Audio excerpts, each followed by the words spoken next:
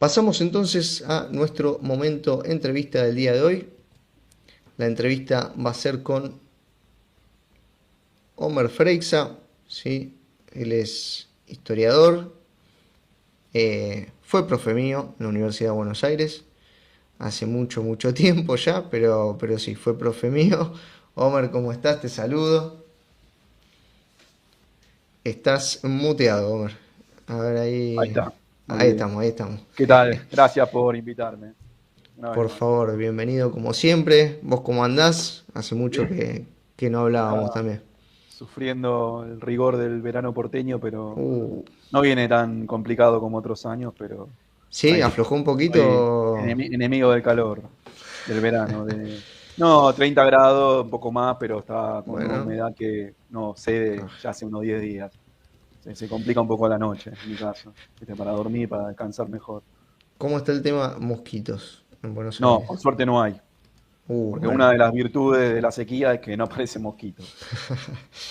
De las porque pocas virtudes de la eso, sequía, ¿no?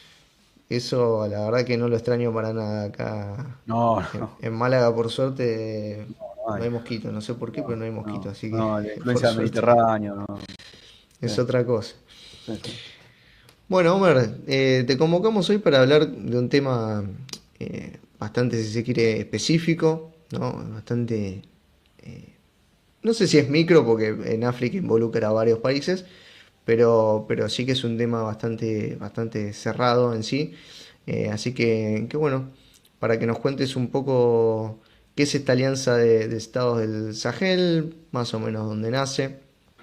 Creo que Bueno, podríamos también irnos, si se quiere, para atrás y hablar un poco bueno, de la presencia colonial de África, ¿no? Perdón, de Francia sobre esta zona, que bueno, son todas cosas que se cruzan y que tienen que ver, ¿no? con este presente. bueno, me salteo algunos datos que bien dijiste vos, una introducción que hiciste, bastante exhaustiva. Eh, es un poco el producto de una detonación larvada de un sentimiento antifrancés incubado de hace tiempo, Ujú, que de alguna forma emerge con fuerza a partir de 2020, con toda ujú, esta seguidilla de golpes de Estado que recorren de punta a punta, de este a oeste, África, Mar Rojo hasta el Atlántico, que tiene, ujú. bueno, como foco estos tres países, los cuales hoy creo que la gran noticia es que oficialmente se han ido de la CEDEAO, la Comunidad Ok, Económica de Estados de bien, África Occidental, que es la principal bien. regional de esa zona de África Occidental. O sea, vos decías como micro África, bueno, es regional.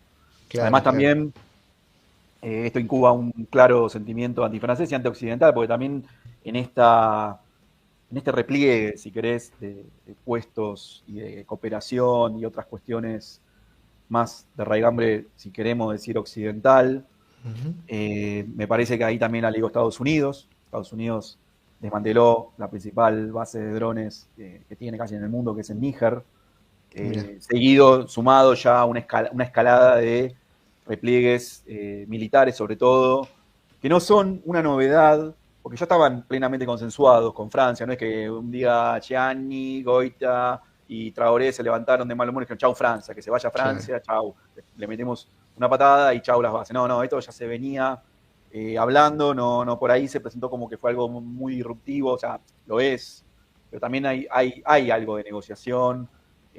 Francia no perdió la manija de todo este Ok, proceso. Estos son bien. sus excolonias desde 1960 y los vínculos permanecen. Yo digo, la verdadera revolución se va a dar cuando realmente tomen el toro por las astas, como dice el refrán, Ujú, y reemplacen la moneda que claro, tiene estos 15 claro, países, incluyendo estos tres rebeldes contra Francia, si querés, claro, que es el franco CFA, que es una claro, moneda neocolonial, que enlaza un yugo de París, una moneda claro, que no se emite allí, sino en Francia, y que va en paridad al euro. Ni siquiera, claro. no sé, al naira nigeriano, que es la principal economía de la región, que no es parte de este bloque. Pero Claro. a mí me parece también pensar este tema en torno al dígito digitarlo en torno a la cooperación sur-sur. También esto me Ok. parece interesante. Bien, bien. Porque como en un claro gesto confrontativo contra Occidente, contra ex metrópolis y también otros actores también importantes como Estados Unidos. Eh, por ejemplo, fuera de la Alianza de Estado del Sahel, Nigeria Ujú. se ha insertado en el BRICS. Eso me parece Sí, que no es un dato menor, para salir un poco del tema también, que viene a colación, que hay como movimientos nuevos, no solamente esto de la Alianza de Estado del Sahel. También Nigeria, digo Nigeria puntualmente porque es el coloso de la región, es el claro. país más poblado de África, supera los 210 millones de habitantes, creo que me quedo corto, y es la principal economía. 2 veces desbancó como principal economía Sudáfrica, aunque tiene todos sus problemas, seguridad, algunas cuestiones compartidas con variables regionales como es el tema del yihadismo que nombraste en la introducción, otros Ujú. grupos, otras naturalezas de problemas. Es un país, yo dije, era como, lo apodé como un elefante en apuros, ¿no? Porque es un coloso africano con muchos problemas, pero también con muchas posibilidades. Y bueno, volviendo a la Alianza Estado del Sahel, es un proyecto muy nuevo. De hecho, hace un año ratificaron su intención de irse de la ECOWAS, la CDAO, la ECOWAS es Ujú. la sigla en inglés, Claro, y lo han hecho hoy. O sea, igual hay un periodo de gracia de 6 meses, pero básicamente se fueron hace un año. claro. Pues la CDAO acá tuvo un papel bastante ambiguo. Primero se hicieron los malos diciendo, bueno, vamos a invadir Níger, el último de esta seguilla de golpes de Estado, para reinsertarlo y para imponerle la pertenencia a la ECOWAS, ¿no? Y al final no lo hicieron. O sea, esa supuesta y esperable intervención militar quedó en bambalinas. Y es más, estaban suplicando a gritos que volvieran estos 3 países a la Sí, CDAO o ECOWAS, con la intermediación de Senegal, que también es un claro. actor importante dentro de la región. Y otro país de la esfera francesa, ex colonia francesa, también independizada como en bloque, casi todos los Ujú. países, Claro, las ex colonias francesas, de Madagascar, de otra punta de África, hasta Mali, Níger, Burkina, Senegal o Costa de Marfil, en 1960. Y suplicaban que volviese o abrir una eventual vía de negociación para evitar el abandono definitivo de la ECOWAS, que básicamente se dio hoy. claro. Y esto también le cercena recursos, poderío a la ECOWAS. ¿Por qué? La idea también es explicar por qué la abandonan. Porque lo ven como un caballito de batalla de la injerencia occidental, Claro. de Francia, de Estados Unidos. Y ahí aparecen otros actores, ¿no? Que empiezan como a aprovechar el vacío, no diga total, pero parcialmente dejado por Francia, como Rusia, o Turquía o China, que ya viene pisando fuerte en toda África hace Claro. tiempo, no es una Claro. novedad. Pero a mí me parece que Rusia, pero yo igual, esto plantear una especie de guerra fría entre Rusia y Francia, yo no lo vería tan así, porque si no, entramos como África como el tablero de las grandes potencias y las élites, los actores locales son meras marionetas, títeres, ¿no? Yo me parece interesante combinar las variables, ¿no? La geoestrategia es una cosa que no define todo el mapa. Y acá también tenés cuestiones domésticas. Vos dijiste en la introducción como que hay como un enfoque panafricanista, más revolucionario. Estoy de acuerdo, pero también hay como un lado más oscuro, una contracara que no es tan auspiciosa, si se Ujú. quiere, a las declaraciones de intención de estas juntas, bueno, en el caso de los 3 países citados, digamos, de cortar amarras con Francia, que hasta ahora esa ruptura no es total. O sea, en lo Claro. económico la cosa todavía no cambió. Además también, yo digo, la CDAO está cumpliendo 50 años en 2025 Ujú. con unas perspectivas bastante poco promisorias en crisis. O sea, le fueron Claro. 3 países que representan más o menos el 15% de la población de todos los 15 Estados miembros, bueno, ya son 3 menos, ya casi oficialmente, y más o menos el 6% del PBI. Y Claro. miran el mapa, eh, un territorio extenso y rico. Todo país africano tiene algún recurso Claro. muy valioso o varios. Acá en estas coordenadas entran a jugar estos 3 países, que Francia no se quiere ir. Si Francia Claro. se va, ejemplo, pierde el uranio nigerino. Con Claro. eso se queda prácticamente o reduce una buena cuota la parte que fabrica, que produce electricidad. Centrales Claro. nucleares en Francia que producen en base al uranio nigerino y otros proveedores, pero Níger es fundamental, o el oro maliense o de Burkina Faso. El oro burkinabé también es casi la principal exportación, el algodón también, los tejidos, toda la cuestión de la manufactura, la producción, descansan en el algodón también de Burkina Faso, que es un gran productor de de algodón. Y además, también amagan eventualmente con unirse, que dejó la puerta abierta, la Alianza Estado del Sahel, estos 3 países, a posibles admisiones futuras como Togo, que también Claro. estaría dentro de la esfera francesa y hasta ahora tenía buenas relaciones dentro de todo con Francia, o Chad. De hecho, la gran Claro. noticia en la región que cerró el 24 fue el pedido de retiro de cooperación militar y técnica tanto de Senegal, que es como era como el gran aliado, junto a Costa de Marfil, ya no cuento los 3 países anteriores, Claro. de Francia, sumado a Chad, que es una situación muy particular la de Chad. O sea, viene con otro derrotero, otra hoja de ruta, pero ahí por ahí coquetea con la idea de sumarse a la Alianza Estado Sahel, que sería como pensar una ruptura casi definitiva con su benefactor. De hecho, los Déby, que es la dinastía, si se quiere, padre e hijo, que gobiernan y gobernaron, uno hijo sucediendo a padre a partir de 2021, siempre ha sido un gran aliado de Francia, los intereses ahí del Sahel, ahí tiene el mapa, y es como era, o está en revisión eso, a partir de fin de 24 creo que ya no, era como el gendarme. De hecho, no hay que olvidar, no te pasé el mapa, me olvidé, pero el G5 era la fuerza de choque coordinada por Francia de estos 5 países, sumarlo a Mauritania, que supervisaban y combatían todo el fenómeno del yihadismo. Claro. Estas juntas dan los respectivos golpes de Estado. Acá vos, Pablo, nombraste que en Malí hubo 2 en 2 años distintos, con casi medio año de separación. O en Burkina Faso hubo golpe al golpe, El golpe al incluso en golpe, sí. 2022. ¿Cómo? Que eso, que hubo un golpe al golpe. Claro, porque bueno, no había acuerdos, Claro. se seguía insistiendo en que tantos meses la Junta no había resuelto los problemas por los cuales tomó el poder en enero del 22, en el caso de Burkinabé, y bueno, golpe al golpe, por eso digo. Y bueno, pero acá el problema es otro. Aquí está como la contracara de la retórica del discurso panafricanista, revolucionario y antiimperialista, que es cierto, pero por otro lado buscan noticias de Malí en 2024 y una muy rotunda es que en abril Malí suspendió los partidos políticos, o sea, proscribió partidos políticos. Y Claro. las juntas estarían prometiendo, sobre todo en el caso de Burkina, en el caso de Mali, estarían prometiendo el retorno a la democracia, pero a ver, es un poquito fantasioso, porque Traoré, el presidente interino, digamos, el líder de la Junta de Burkina Faso, anunció que recién las elecciones van a tener lugar en 2029. 60 meses de transición es un poquito mucho. Y en el caso de Malí, ya las postergaron 2 veces, en el 2022 al principio y el año pasado. Y todavía, bueno, y ahí también entramos con un gran debate que es África la democracia, ¿no? O sea, Sí, esa democracia total, impostada occidental, ¿qué pasa con eso? ¿Sirve o no sirve? Bueno, evidentemente no sirvió, y todas estas juntas militares, pero desde Sudán, que es otra historia, otro cantar, hasta Guinea-Conakry, una de las tantas ex colonias francesas, han tenido golpes de Estado aduciendo incapacidad de la democracia para resolver, entre otras cuestiones, el yihadismo, o incapacidad del gobierno democrático electo para resolver el día a día de la ciudadanía. Y bueno, y ahora están estas juntas, por ahora, por tiempo indeterminado. Bien.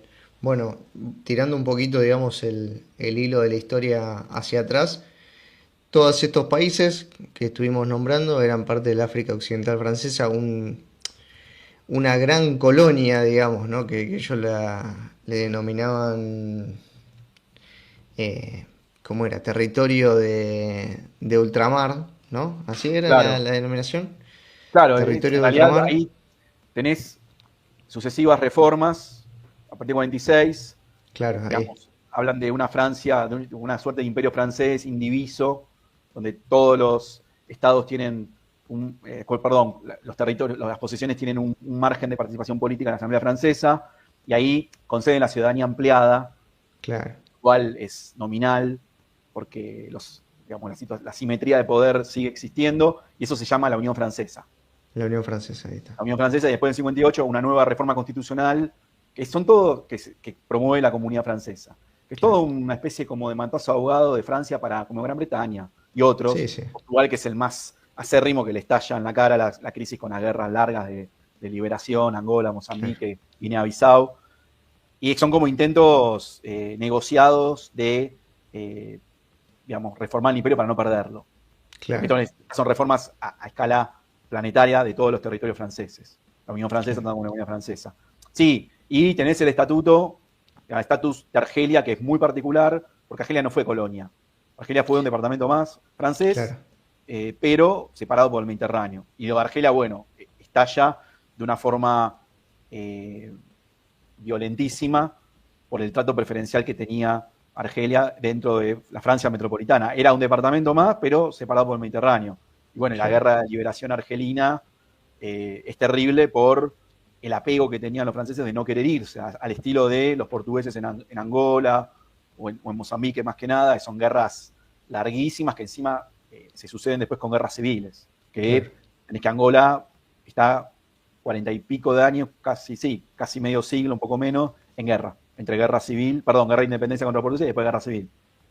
Bueno, el caso de Francia, las independencias son más pacíficas, salvo el caso de Argelia o el caso de Indochina en otra punta del mundo, respecto de África, o nosotros, o a ustedes allá en España, o vos allá en Ujú, España.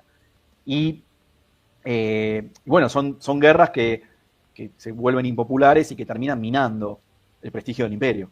La Unión claro, Francesa, la Comunidad Francesa, y bueno, y estas rémoras, el recuerdo del colonialismo, el recuerdo primero de Francia potencia colonial, o después, y hasta hoy, todavía persiste, Francia potencia neocolonial.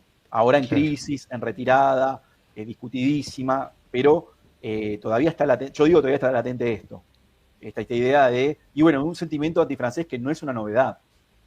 France de Gaulle, Francia andate en las manifestaciones, incluso banderas de Rusia, alguna que otra proclama pro Putin, depende la movilización, depende del lugar, pero Sí, sí, sí. está muy Mirá vos. marcado, no voy a negar el sentimiento antifrancés que hay es bastante fuerte, incluso nada que ver en Congo, que hay otro gran problema Claro, ahora que estalló, o ya está estallado, pero está peor que nunca, y estaban atacando la embajada del Congo, que sí. no fue colonia francesa, fue colonia belga, pero Francia también metió la mano ahí, como en toda África obviamente, casi, y bueno, atacaron e incendiaron la embajada del De Congo, Francia. de Francia en Congo, perdón, Kinshasa, la Sí, capital, o la de Estados Unidos.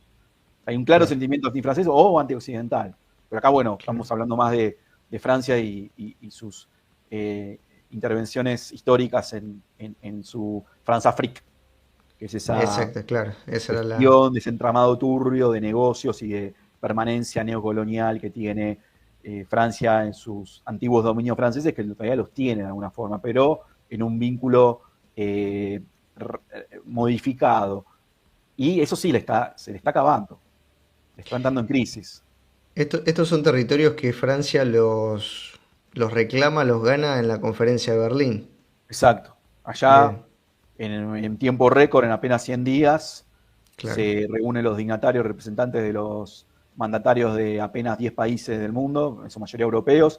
También participa eh, Estados Unidos, también participa, bueno, un país parcialmente europeo, euroasiático, que es Rusia, el imperio ruso, Claro, por una cuestión de mostrar el poder y, bueno, invitamos a todas sí, las potencias, no vamos a dejar de invitar a Rusia, obviamente, que también es claro, europeo, y al Imperio Otomano, que ya estaba en la lona, estaba en sí, decadencia, pero tiene que estar, porque todavía tenía algún interés en África del Norte, todavía tenía una posesión nominal de lo que es Argelia, bueno, ya no Argelia en esa época, pero sí, ahí todavía había y estado hace el norte, tiempo, ¿no? no Claro, tanto tiempo, pero ya estaban los poderes europeos, pero había tenido injerencia en el norte de África y todavía como que tenía voz y voto, opinión. Bueno, y ahí sí, disponen todo el reparto de lo que es África, de acuerdo a esferas de influencia previa, eso es claro, lo que plantea el acta final, que se celebra el Congreso entre noviembre del 84 y febrero del 85. O sea, se cumplieron 140 años.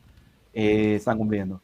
Y bueno, la verdad que la conferencia de Berlín es un evento marginal dentro de Europa. La historia europea claro. está ahí en el patio trasero, pero para África, o sea, en pocos momentos de la historia se repartieron un tamaño continente entre un puñadito de países que son los que ahí Pablo puso en el mapa, Ujú. en tiempo récord. Sí, Y está sin bueno. ninguna participación africana, desde ya. Total, total, obviamente. Está bueno siempre en clase, ¿no? Cuando uno está en el aula, siempre de marcar esta diferenciación entre lo que fue las primeras colonizaciones que se dan durante la Edad Moderna, si se quiere, y las colonizaciones que se hacen ya en momentos, en épocas capitalistas, ¿no? Finales del siglo XIX. Porque hay una matriz, digamos, económica y de explotación diferente, ¿no? También de los recursos. Entonces, esto que vos nombrabas recién hace un ratito de los entramados de negocios y qué sé yo, tienen que ver justamente con eso, con la llegada ahora sí de las burguesías coloniales y la penetración en estos territorios que ya no pasan por cuestiones de empresas nobiliarias, ¿no? O sea, ahora ya son eh, grandes emporios, digamos, capitalistas como el, ¿cómo era que se llamaba este? El Rhodes, Claro, Cecil Rhodes, que tenía el trazado de los claro, telégrafos, ¿no? Si no me equivoco. claro que no, que fue un empresario minero Ahí está. fundamental en África Austral, que fue gobernador mucho tiempo allá en la África Austral británica, que él también quería conectar palmo a palmo, de norte a sur, armar la vía ferroviaria, como decías vos, Exactamente. Cape Town, perdón, el Cairo, y bueno, no se lo dejan porque si ven ahí en el mapa del reparto, Sí, está le todo en el meten medio. un pedazo de Estado, que es el Estado Libre del Congo, que después va a ser Congo Belga, Leopoldo II, que es el único, entre comillas, participante africano en la conferencia, porque él era dueño Claro. personal del Congo, era como congoleño, en realidad era el rey belga, pero hacía las veces de dueño particular de un semejante territorio del tamaño de Europa Occidental, que fue el Congo belga, el futuro Congo belga que lo depredó, él y unos amigotes. Uno de los Sí. casos de una carnicería alevosa, que se habla poco, que generó 10 millones de muertes. Y Leopoldo II nunca pisó el Congo, Es increíble. O paradójicamente. sea, la historia del Congo belga y sobre todo de Bélgica, ¿no? Que es como un país, hoy en día como que parece un país neutral, ¿viste? Como un país que quedó ahí olvidado. Y bueno, lo que hicieron en África fue genocida. La voy a sumar a Celeste también Sí. por si quiere hacer alguna pregunta o ir escuchando más de cerca. Ahí la tenemos, Cele. Buenas. Hola, Bueno, justo, ¿qué tal? ¿qué tal? ¿Cómo estás? Justo acabas de decir algo que no pregunté porque estaba en off, pero vos recién decías que como que la presencia francesa o el vínculo francés en este caso está pero de otra manera, ¿no? Como que dijiste modificado. ¿Cómo en lo concreto, digamos, qué forma toma? Claro, ¿Cómo se vincula? ¿Cómo esto asume que, ese poder, digamos? esto que decía que la moneda común de estos 15 estados, que incluso hay países que no fueron colonia directa de Francia, como Guinea Ecuatorial, que voluntariamente adoptó por su simpatía y por sus, digamos, intereses frente a Francia, tomó el franco CFA, que es el franco de la comunidad africana, que es una moneda que se emite en Francia, que le maneja la agenda, le maneja Claro. las cuentas nacionales. Hubo un activista que tuvo, ahora, perdón, se me fue el nombre, un activista senegalés, que dijo una frase que a mí me quedó, la dijo a 4 años, todavía me acuerdo, y siempre la digo porque me encantó y la agradecí, porque aprendí mucho de una exposición que dio, que él decía, básicamente, Faye, que es el presidente senegalés, todavía, por ahora, por ahí un poco más ablandado ahora, pero básicamente Faye, el presidente senegalés, si tiene que ir al baño, le tiene que pedir permiso a Macron, en términos económicos.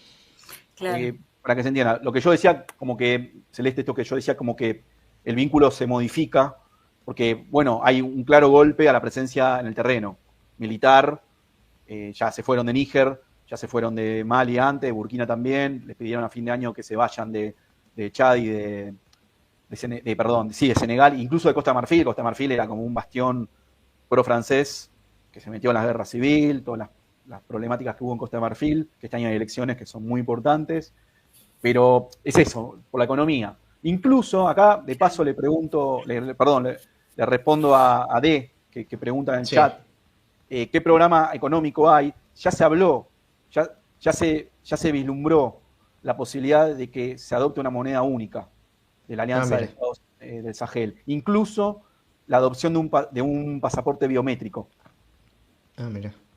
y rompiendo todas las limitaciones de circulación de la CDAO. Entonces, y además también aprovecho y agrego a la respuesta la nacionalización de empresas. Claro. O sea, Traoré en Burkina Faso atacó los intereses de las empresas francesas radicadas hace décadas en el país con el tema de la concesión. de las explotaciones, o en Níger del uranio, Areva la penalizaron, eso. Pero digo, hasta que la moneda no cambie, hay un proyecto regional que es adoptar el ECO, que sería una moneda que usaría hasta Nigeria. Pero para mí es un chamullo, lo voy a decir en criollo. Lo vienen diciendo de hace 20 años, lo enfatizaron durante pandemia un poco antes, pero todavía está en 2026, ¿no? Pero hay que ponerse de acuerdo, que las cuestiones técnicas, recién en 2027, y bueno, lo siguen pateando. Entonces, por ahí veo más factible la posibilidad de adoptar tal vez el franco CFA, perdón, una moneda propia que desplace al franco CFA. Claro. Porque ahí estoy pensando que más allá de lo económico y del control que tiene Francia respecto a esto, también lo pienso en la cuestión simbólica, ¿no? Porque al final, a ver, la moneda desde sus orígenes tiene el fin de generar una identidad, ¿no? Desde el Imperio Romano. Cuando aparecía digo, como que mucho más allá del valor y de las cuestiones económicas y geopolíticas, nada, simbólicamente también es mucho. Sí, pero ni hablar. Vos fíjate, yo soy numismático, colecciono monedas, y me faltan algunas no importa, me faltan algunas de las series del franco CFA. ¿En qué idioma están las monedas? Claro. En francés. Claro. Hablando de la identidad que planteas vos. Tendrá que estar no sé, en more, qué sé yo, en fulani, no sé, en lenguajes étnicos. Y no, están en francés. Digo, en otros países tenés monedas emitidas en idiomas locales. Digo eso. Y esa moneda es, bueno, insisto, más allá de lo económico, bueno, también tiene un claro condimento identitario. Pero bueno, digo, si ya hay un sentimiento antifrancés bastante inoculado, como que para una verdadera revolución panafricanista tendrá que seguir el próximo movimiento, que es prácticamente avanzar en pos de, si ya están avanzando en la nacionalización de ciertas empresas o de mostrarle el stop a ciertos intereses franceses explotadores, digo, la reserva de oro de Malí, la mayoría, buena parte del oro termina en Francia. Bueno, acabar con eso, y la moneda es como la punta del iceberg de todo ese entramado de sujeción neocolonial. Hay que terminar con eso. Por más los discursos floridos, porque Traoré tiene un montón de discursos, sí, que habla un poco de lo que vos decías de Sankara, Pablo, al principio, pero sí, para avanzar hay que tomar medidas drásticas. Y además, Burkina Faso todavía sigue pidiéndole préstamos al FMI y a otros acreedores occidentales. Entonces, claro, más allá de la retórica, hay que ser conducente, hay que ser coherente entre praxis y discurso. Podrá ser muy bueno, podrá recordar a Sankara en ciertas cuestiones, como hablaba, también el empuje que tiene, que es joven, es uno de los gobernantes más jóvenes del mundo, tiene 36 años, cumple 37 ahora en unos meses, pero falta como, yo diría, acelerar esa acelerar el revolución. proceso, claro. Claro, y darle el formato económico que le está faltando.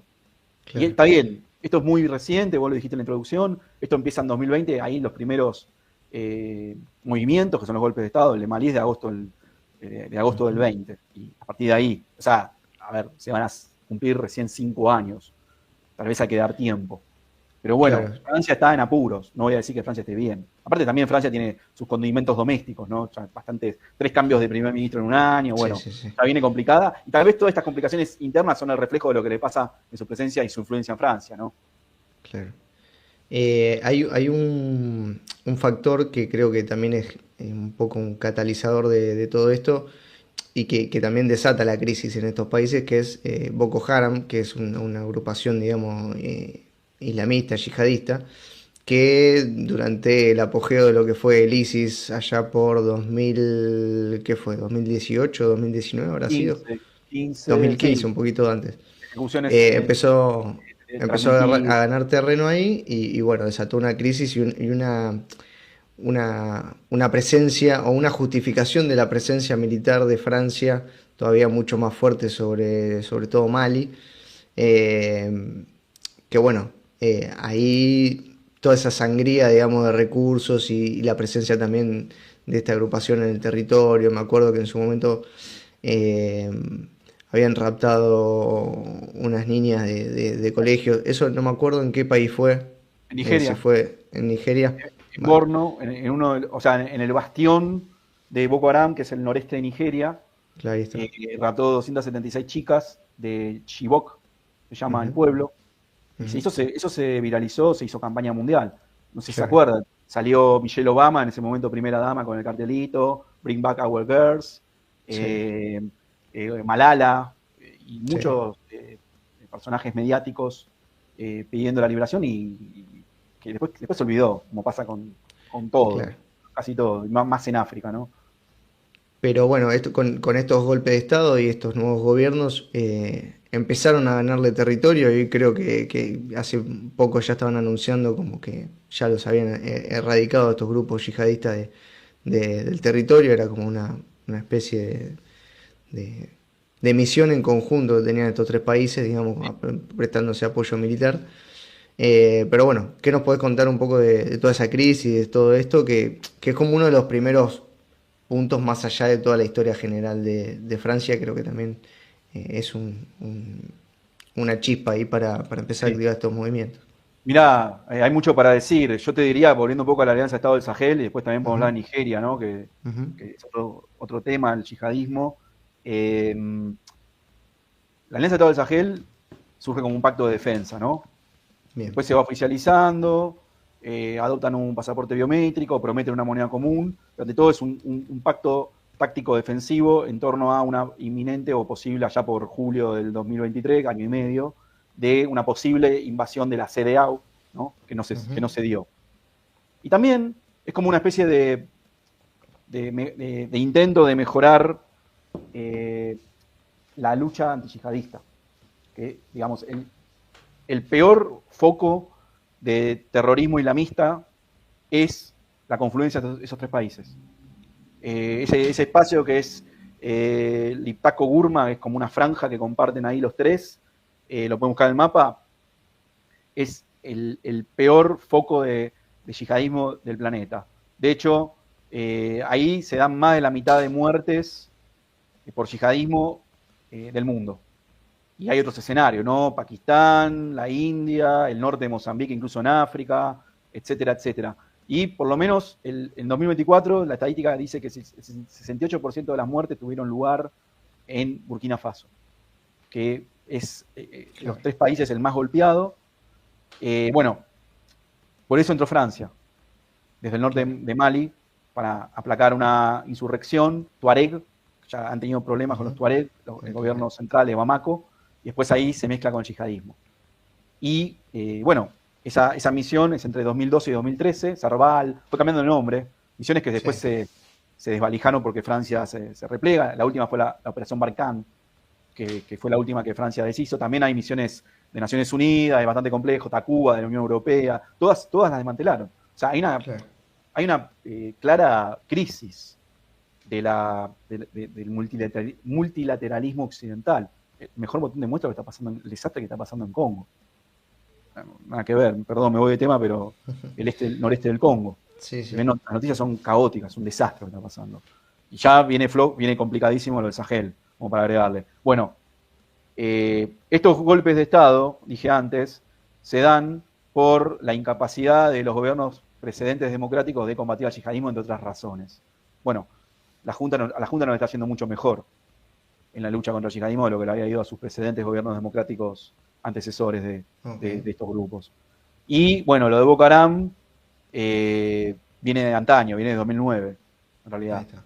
Y ahí Boko Haram, que el bastión es el Borno, que es uno de los estados del noreste nigeriano, también ha irradiado ya a partir de 2015 a Níger y Chad, que está en la zona del lago Chad. Claro. Y acá también hay un problema de, digamos, el yihadismo es de alguna forma un monstruo que crece por falta de oportunidades, por la desertificación, que complica la vida Claro. de los agricultores que se enrolan en estos grupos para buscar botín, buscar fama, etc. Y bueno, este grupo ha tenido un repliegue. Hubo ahí cooperación táctica del gobierno nigeriano con Estados Unidos, escuela de entrenamiento, un montón de ayuda, de herramientas financieras y militares, tácticas. Pero bueno, el grupo se ha replegado y también el grupo se ha dividido, porque hay una facción originaria que es el Boko Haram original, y hay una facción que se cindió de Boko Haram, que incluso se empezaron a tirotear entre las dos, que es la célula que tiene el Estado Islámico, que es el Estado Islámico de África Occidental, que opera ahí en el noreste de Nigeria, básicamente, que es un grupo rival del Boko Haram original. Bueno, y acá está muy dividida la cuestión, sobre todo en el Sahel también en general, entre grupos afines o filiales, satélites de Al-Qaeda o del Estado Islámico, que a veces cooperan y a veces se matan entre sí. Y la población civil queda en el fuego cruzado cuando no es objeto directo de ataques indiscriminados. Bueno, la táctica de Boko Haram es niñas bomba, a mercados, a sitios concurridos, inmolación de niñas bomba, obviamente forzadas, y han dejado reguero de decenas de muertes, incluso golpeó a Abuya, la capital de Nigeria, pero sobre todo en el noreste. Después también Nigeria es un país complejo que tiene problemas de seguridad, bandas de secuestros extorsivos, sobre todo en el noroeste, o sea, la otra punta donde está Boko Haram. Ha habido secuestros masivos después, incluso, del de Chibok, de las chicas de ese colegio, de las 276 chicas en 2014, en abril de 2014. Pero bueno, el yihadismo es, en materia securitaria, el principal desafío de la región. Y podés sumar acá, que ahí está muy pegado, el noreste de Nigeria también, ¿no? Que está ahí compartiendo incluso frontera con Níger, que son estos tres países de la Alianza Estado del Sahel. Incluso ahí, bueno, empezaron a pelear Níger y Nigeria, que Níger estaba metiendo la pala con injerencia de Francia para sabotear el gobierno de Níger, etcétera, etcétera. Hubo muchos cruces y entredichos. O sea, que vos decís que estas noticias, digamos, de la recuperación del territorio es relativa, digamos. Es relativa, porque vos buscás bien. noticias y todavía Boko Haram se manda las suyas. Y cada 2 por 3 hay un nuevo atentado. Pasa que me También parece debe que ser complicado eso, ¿no? el Porque esta acceso. cuestión de la presencia territorial debe existir, pero también debe haber mucha infiltración después también en otros, en ciudades, digamos. Pienso con el tema de los atentados y eso. O Sí, sea, sí. también es un poco relativo. O sea, vos podés reducir el territorio, pero no necesariamente estás eliminando, digamos, el movimiento en sí, digamos. No, no. O sea, Boko Haram quiere crear un califato. En Claro, vista sí, de sí, eso. sí. Pero los ataques los comete y todavía le salen bien.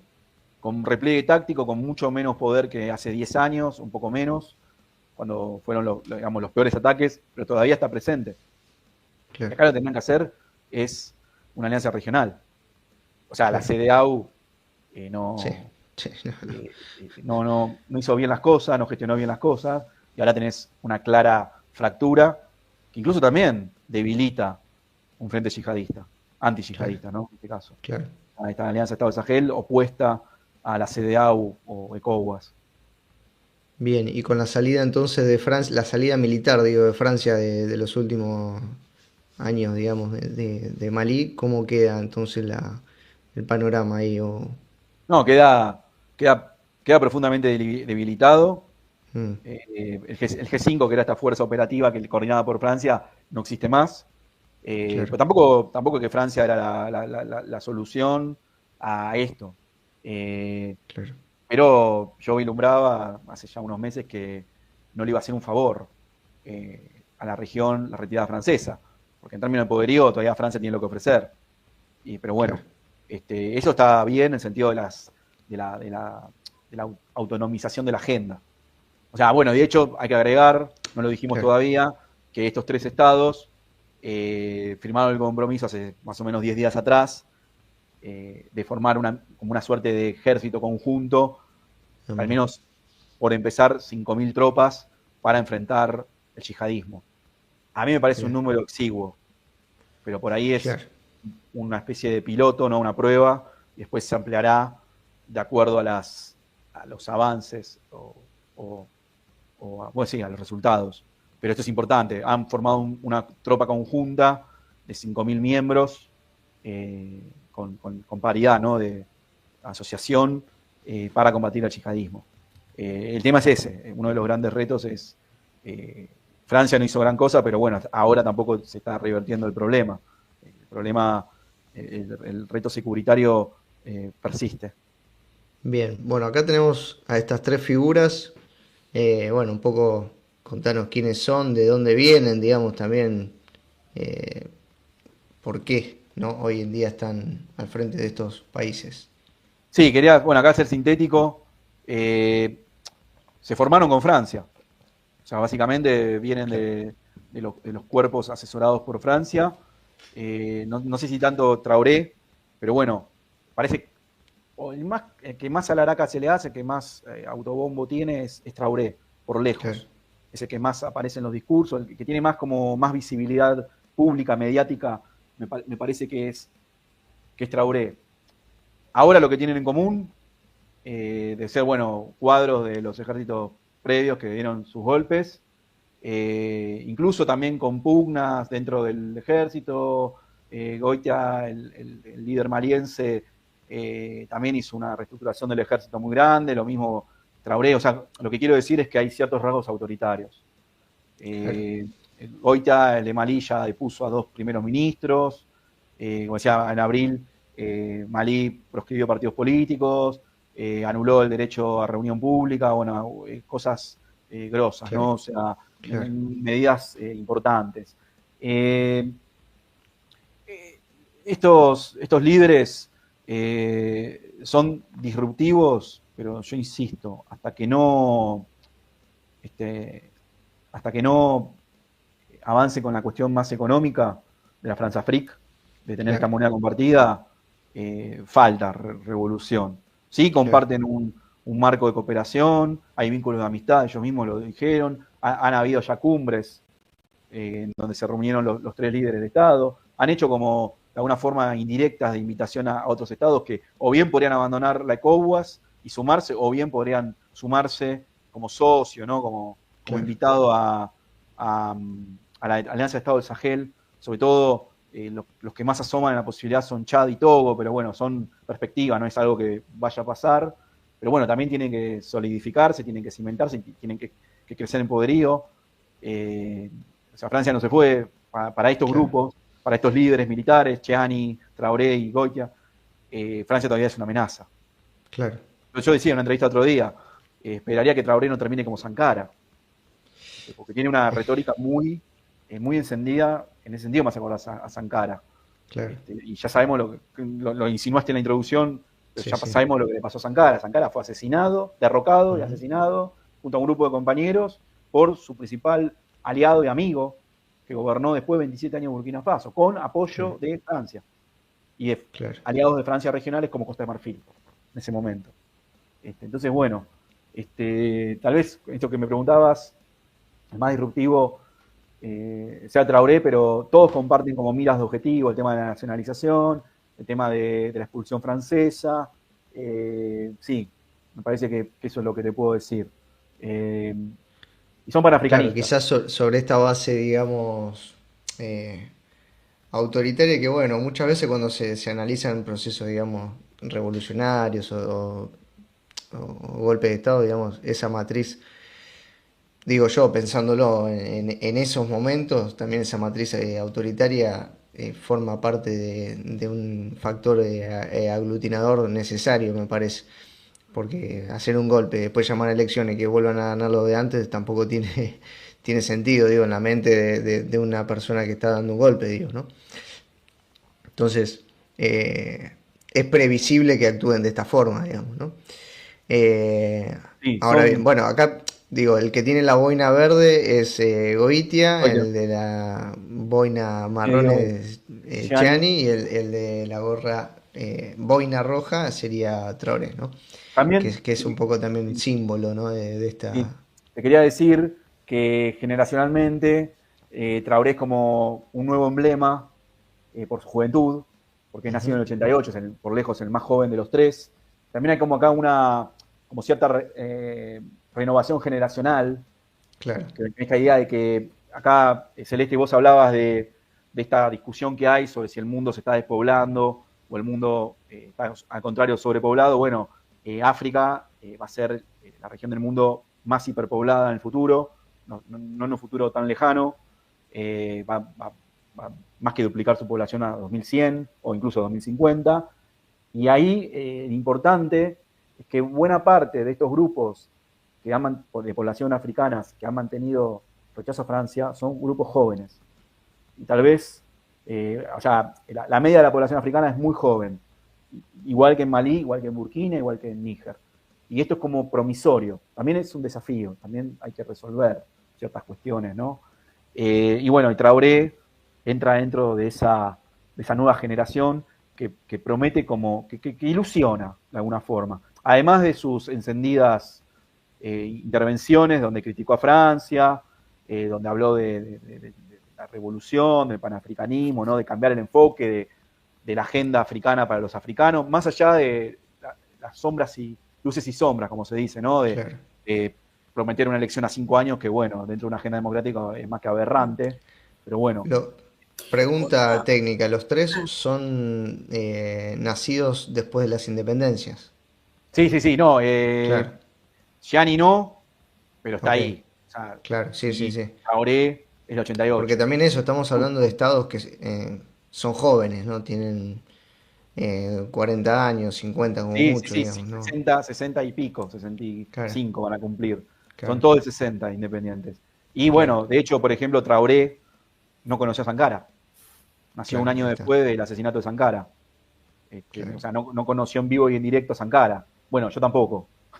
claro. Yo, cuando Sankara lo asesinan, yo era chico. La verdad que no me enteré en la televisión que iban a hablar de Burkina Faso, Alto Volta, No, ¿no? Antes del país, que Sankara le cambia el nombre en la tele. Un delirio. O sea, claro, pensar en Burkina Faso, y menos no había redes sociales, no había internet, no había nada. Entonces, claro, yo la verdad que me enteré de Sankara bastante recientemente, realmente. claro. Admito mi propia ignorancia del tema por mucho tiempo. Y sí, Justo ahora que mencionaste la cuestión generacional, bueno, cuando hablábamos de la Revolución Cubana y de la realidad de Cuba actual, conversamos eso, ¿no? Que hay toda una generación actual que quizás pone en discusión ciertas cosas, Sí. pero vienen de la misma familia que la generación anterior acompañas esas cuestiones de esos movimientos del pasado. Digo, ¿qué pasa acá? Vos decís que es una población joven. ¿Hay un cambio generacional? O sea, ¿qué pasa con el apoyo, con las ideas? Pregunto desde mi ignorancia, o sea, porque no tengo idea. Digo, ¿hay un apoyo colectivo de las nuevas generaciones o hay una diferencia ahí? No, yo pienso que los golpes, esta sucesión de golpes de Sudán a Guinea, incluyendo estos tres países en cuestión, mostraron el descontento de la ciudadanía con ciertas cuestiones de liderazgo democrático. Yo creo que hay una renovación generacional que ciertos sectores que faltos de oportunidades, países con altas tasas de desempleo, países con altas tasas de pobreza, que se hartaron y en muchos casos pusieron el dedo en la acusación a Francia, ¿no? Y también, tal vez también hay entusiasmo por Rusia, por otros actores, como una novedad o como una esperanza de revertir ese odio a Francia y, bueno, exigir esto que se conlleva, que es la salida de Francia. Me voy al sur de África, no hablamos de Sudáfrica, un caso aparte. Esto me hace acordar mucho de Sudáfrica, me preguntaste. Lo puedo responder con Sudáfrica perfectamente. ¿Por qué?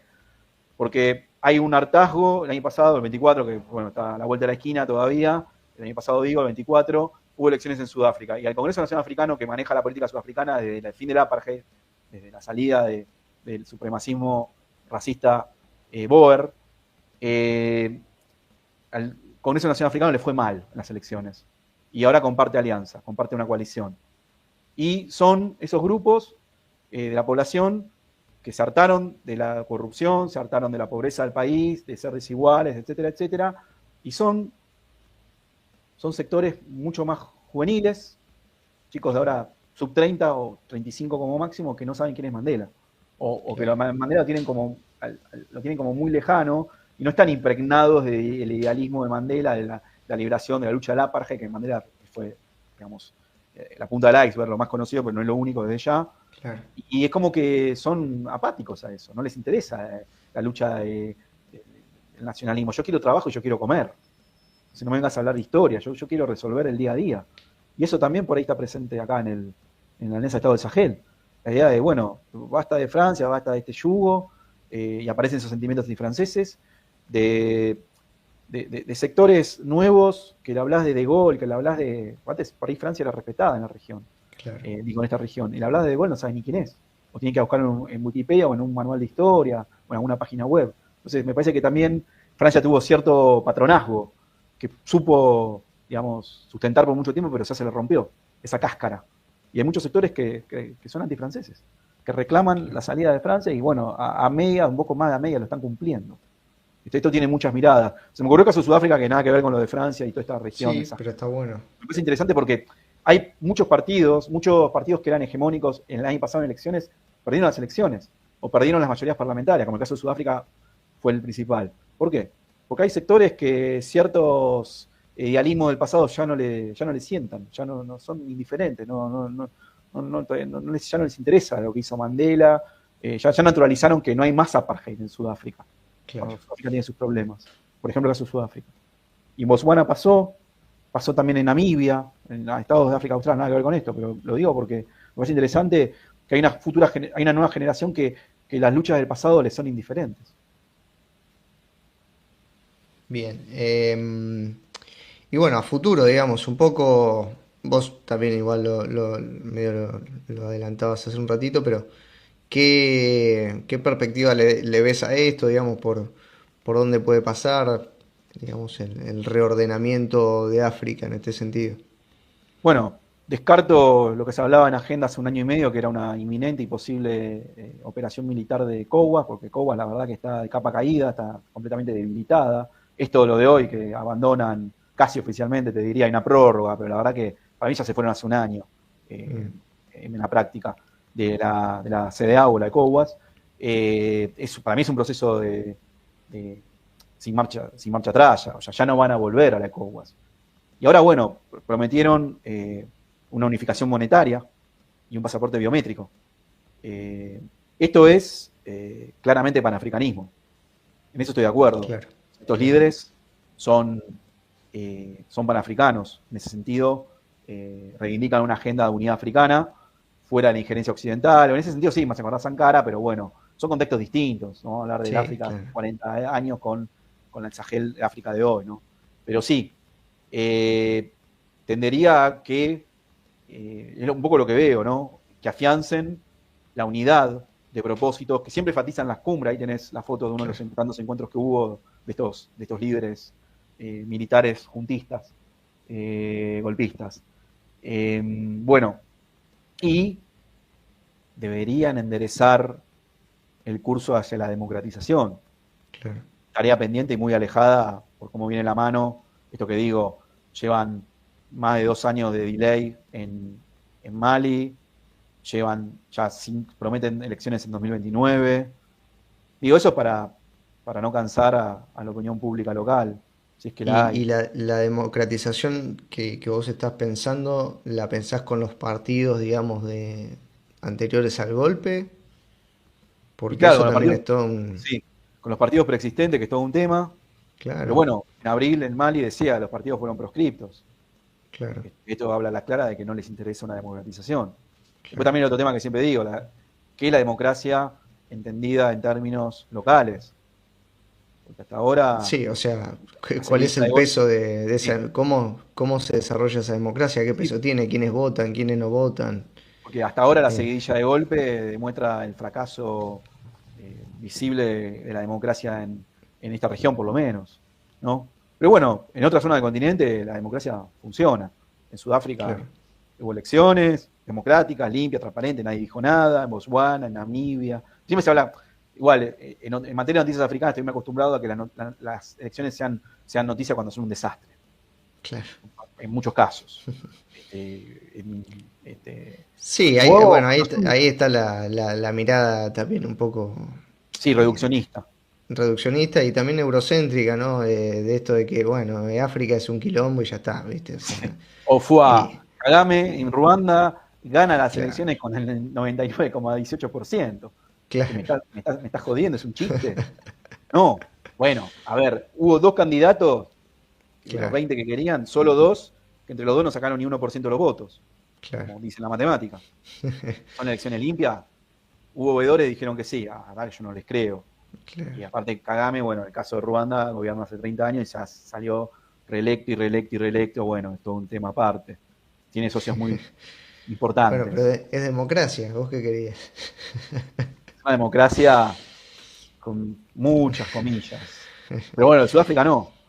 Claro, sí, sí, sí, Me ¿no? Es gusta o que no, ese cada... Congreso africano que perdió poderío, que perdió banca parlamentaria, las elecciones de Sudáfrica nadie impugnó este Claro. resultado. Bueno, salvo Suma. Ahí anduvo, pero no importa. Puedo estar media hora más con Sudáfrica.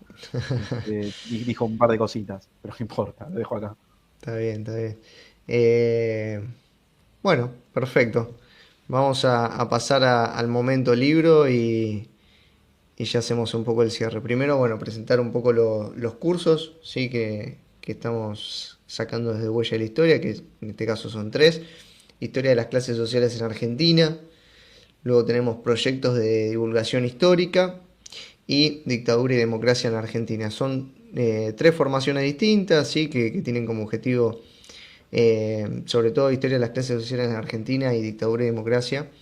Tienen como objetivo al docente, ¿sí? Tratar de brindar herramientas para poder desarrollar en el aula perspectivas distintas, una perspectiva de clase que no es tan común, digamos, en los manuales por lo menos.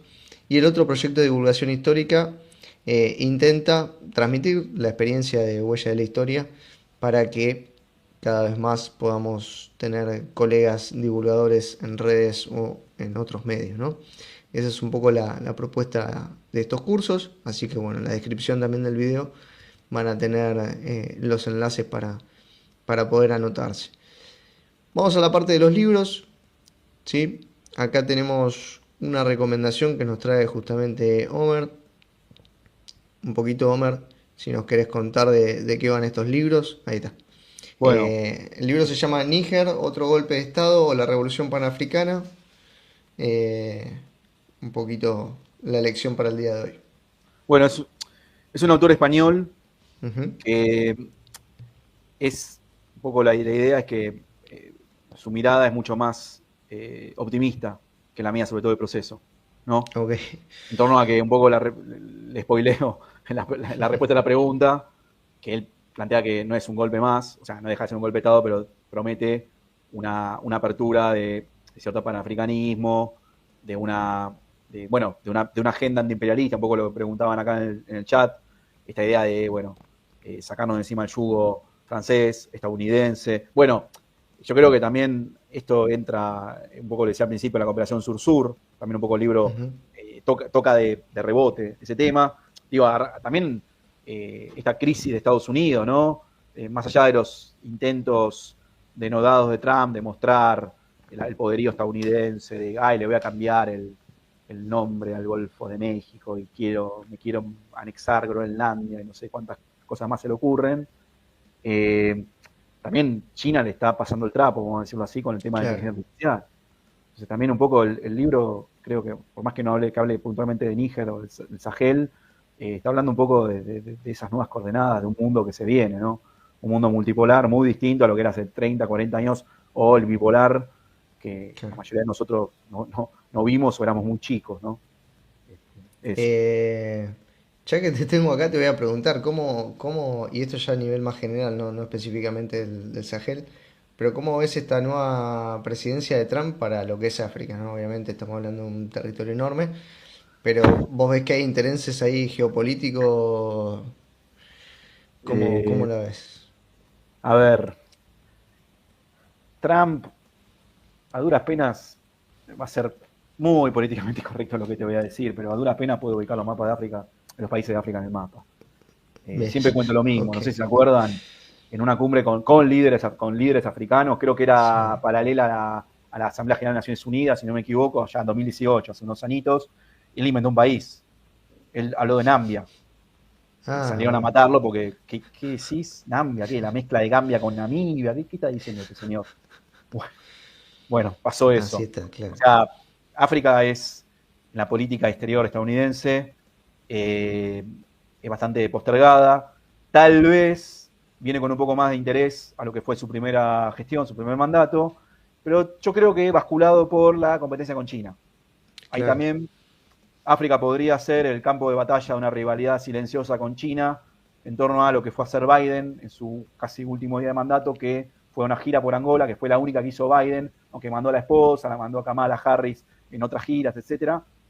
Eh, a digamos, ratificar la construcción del ferrocarril, la vía Lobito, que comunica, digamos, los recursos minerales del Zambia y del Congo, del ex Congo belga que hablamos antes, con el puerto de salida de Lobito en Angola, que sería como la meta, ¿no? La gallina de los huevos de oro del proyecto. Como que Biden tal vez debería continuar y no dejar abandonado ese proyecto. Yo creo que todo lo que haga va a estar digitado por la clara rivalidad con su archi mega rival, que es China, ¿no? Claro. Bueno, y también con Rusia, pero principalmente China. Bueno, porque digo, en la política arancelaria de Trump, al primero que le fue a pegar fue a China. Claro. Después empezó a meter a México, después empezó a hablar de otros países, o incluso se mandó un furcio, bueno, no fue un furcio, fue un claro error, falta de conocimiento geoestratégico de la política internacional. No sé si se enteraron que le dijo, le voy a meter no sé cuántos aranceles a España, pensando que la S de Spain no es Sudáfrica en el BRICS. Sí, sí, sí. Y desde el gobierno español dijeron, señor, nosotros no somos BRICS. Claro. España. Bueno, y así. La veo difícil en el interés geoestratégico, más cuando hay un claro repliegue, ¿no?, de Estados Unidos, de la presencia militar. Pero sí, bueno. Como que históricamente medio que Estados Unidos le dejó relegado el espacio a Europa, digamos, ¿no? Sí, Le dejó África a Europa y... Biden hizo un poco más. Aparte, no se olviden, constitucionalmente con el invento este en Nambia, fue un poquito antes, un poco después, no me acuerdo, habló de los shithole countries, de esos países de miércoles, y se refirió a Haití y se refirió a varios países africanos. Entonces, ya ahí lo mató el inconsciente, no sé, o sea, igual lo dijo deliberadamente. No le interesa. No le interesa, y además, está buscando a futuro, no sé si corto, mediano, largo plazo, futuros socios para convertir lugares de deportación de inmigrantes. Ruanda puede ser uno, Somalilandia podría ser otro. Ahí está como pergeñando ciertas alianzas tácticas con el modelo securitario de la Unión Europea, que es la deportación a lugares externos. Caso Italia, Albania, o que quedó en la nada por el cambio de gobierno el año pasado en Reino Unido. El Reino Unido con Ruanda. Deportar migrantes rechazados, no deseados, sin permiso, sin papeles, a Ruanda. Se cayó por el cambio, la llegada al laborismo del gobierno de Keir Starmer, el actual primer ministro, que parece que Trump reflotaría ese proyecto que en Reino Unido no se pudo concretar. Pero habría que ver, esto lo leí, ahí lo vi, dijo, bueno, queda como en veremos. Pero me parece interesante plantear de que, bueno, claramente la obsesión de política doméstica de Trump es expulsar, a un ritmo más veloz de lo que hizo la gestión Biden, y ciertos países muy externos, muy lejanos, quiero decir, podrían ser socios clave en estos proyectos de deportaciones masivas de la gestión Trump. Bien, bueno, Homer, muy completa la charla de hoy. La verdad que nos metimos en un caso específico, si se quiere, que también nos ayuda, porque bueno, siempre cuando desde los espacios quizá de divulgación y tal, en general se habla de esto de desmitificar la idea de África como una entidad uniforme, o nos vamos para el lado del racismo, o nos vamos, y nunca nos metemos con los temas específicos de estas geografías. Entonces la idea era un poco, si bien siempre vamos a estar, digamos, atravesados por esta lógica, también traer un tema específico con un montón de problemáticas, con perspectivas a futuro, con líneas que trazamos hacia el pasado con la ocupación francesa, con problemas de derechos humanos, con el tema del yihadismo y demás. Así que bueno, era un poco la idea del programa de hoy, y la verdad que salió excelente. Te agradezco mucho. Gracias, y quería permitirme agregar un bocadito. No hablamos de Sudán, puede quedar para otro. Sudán es la peor crisis humanitaria del planeta. No dijimos una palabra, hablamos de los golpes de Estado. ¿Querés contar algo brevemente como para que quede? En poquito tiempo, pero es una guerra civil, que para mí ya guerra civil queda corto como denominación. Hay un genocidio, que no es algo nuevo. Hay una oposición, hay una guerra, hay un enfrentamiento faccioso dentro de una rama del ejército y otro grupo de respaldo que ahora se rebeló, que es una milicia de apoyo, que bueno, están desangrando el país. Ya hay más de 14 millones de desplazados internos, o sumado también a personas que buscaron refugio en los países vecinos, sobre todo en Sudán del Sur, o en Chad, o incluso en Egipto. Y es una guerra que desestabiliza más una región muy volátil, como es el Cuerno de África. Y tenemos, cuando no menos, 60.000 víctimas civiles desde que empezó la guerra, el 15 de abril de 2023. Ya van a ser 2 años y los intentos de destrabar el conflicto en las negociaciones, los Estados Unidos, la Unión Europea, etcétera, han caído en saco roto, todos. Lo cual también habla a las claras de, si quieren, de esto que decía antes, de la crisis, ¿no?, de Occidente. O sea, en el sentido de, bueno, que igual la guerra conviene. Ahí hay apoyos externos a los dos bandos en pugna. Pero bueno, quería decir algo, porque la verdad que lo que se está viviendo en Sudán no se habla, también queda como tapado de alguna forma, ocultado mediáticamente por lo de Ucrania o por lo de Gaza. O sea, toda la cuestión de Israel, Medio Oriente, etcétera. Pero bueno, ahí tenés la peor crisis humanitaria del planeta, por lo menos en población desplazada, por empezar, y todo lo que sigue después. Bien, bien. Homer, no sé si vos estás publicando en algún lado para que la gente que te quiera leer, tu Bueno, estoy blog muy o lo que sea. activo creo que en X, no sé si en cualquier momento me voy, como está pasando. Abrí cuenta en Blue Sky, que es justo la del antiguo fundador de Twitter. Sí. Exactamente. Y estoy colaborando para 2 diarios mexicanos con columnas de opinión, pero son trimestrales, que son El Sol de Cuernavaca y El Sol de Coahuila. Y en Mundo Negro Digital en España. También han publicado 2 artículos recientes. Estoy escribiendo un poco menos porque estoy con varios temitas y el doctorado, ahí queriendo terminar, escribiendo la tesis de doctorado, así que estoy un poquito más tranquilo con la lectura, con la escritura de lo que era antes. Pero sí, la web mía, omerfreixa.com.ar, ahí vuelco lo que hago, tanto de divulgación, que me encanta, como lo académico también. Sí. Bien, y en X, ¿cómo es la cuenta? @omerfreixa. Perfecto. Blue Sky lo mismo. Blue Sky igual es más largo el usuario porque tiene todo el código atrás de Blue Sky. Claro. Pero Omerfreixa me ubica, Facebook también, menos.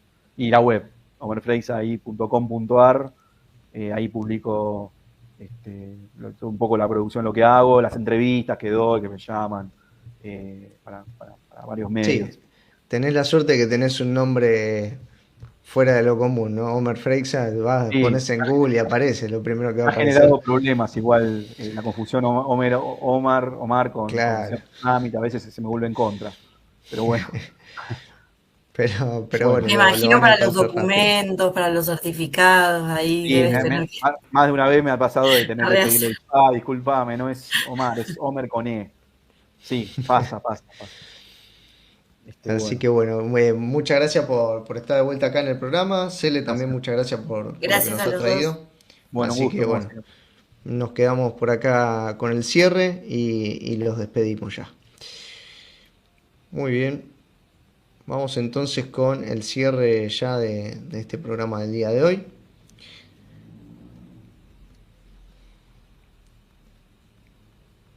Un poquito para concluir, justamente esto que decíamos de estos reordenamientos que se dan en África, una geografía bastante también convulsa y con muchos cambios en general, y que, digamos, si uno quisiera trazar una línea hacia el pasado con estas heridas que ha dejado la colonización, ¿no? Fundamentalmente la colonización europea, ¿no? Vemos cómo, a pesar de haber superado el marco de la descolonización y la independencia de muchos de estos países, vemos la presencia, ¿no?, de las antiguas metrópolis, ¿no?, que cambian y mixturan un poco las relaciones de poder, ¿no?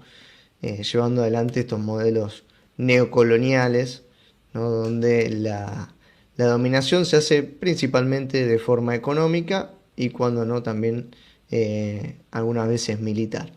Entonces, nos parecía justamente esto, que estaba bueno traer el caso, porque es un caso que quizás desde algo particular nos ayuda a hablar de todo un periodo muy importante, ¿no?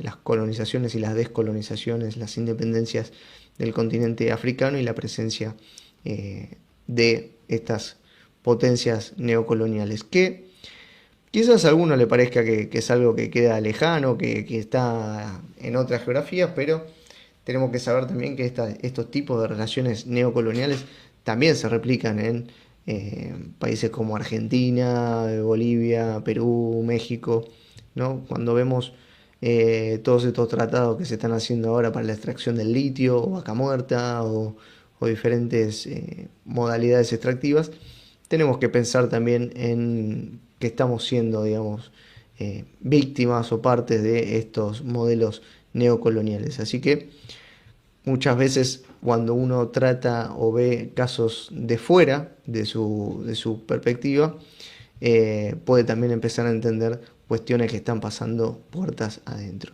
Así que bueno, esa es un poco la apuesta del día de hoy. Espero que hayan disfrutado del programa. Obviamente se agradecen los comentarios que vayan dejando del otro lado. Y bueno, como siempre, invitarlos a que nos apoyen, ¿sí? Que nos sigan en redes sociales, @huella de la historia en Instagram, y también en nuestro blog www.huellasdelahistoria.com, donde van a encontrar artículos.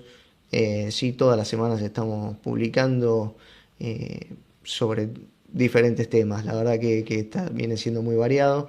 Tenemos algunas columnas más regulares, como puede ser estas columnas de Egipto que está escribiendo David Bassano, Latinoamérica sin vueltas, que lo está escribiendo Lucía de Sajes, y una que estoy escribiendo yo, que se llama Crónicas de España, donde voy rescatando algunas historias que me voy cruzando en mi experiencia acá del otro lado. Así que, bueno, todo el contenido va siendo subido a nuestro blog. Suscríbanse al canal, ¿sí? Al canal de YouTube, que bueno, eso nos permite a nosotros seguir replicando mucho más el programa. Muchas gracias a todos y todas por estar del otro lado. Nos estaremos viendo la semana que viene. Saludos.